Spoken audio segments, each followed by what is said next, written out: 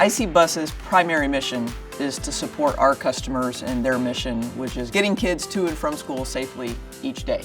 We also want to build and produce the best and safest buses for our customers.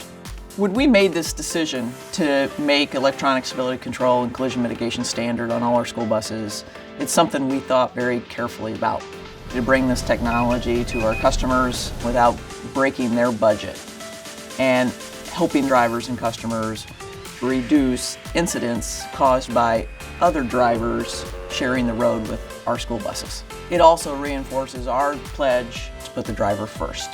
When you think about the school bus driver's role, they help a new student feel safe when they first start school, giving them that extra confidence that they've got the technology to help them mitigate any unexpected incident that they may incur while they're driving the school bus is, again, additional peace of mind for them and our customers.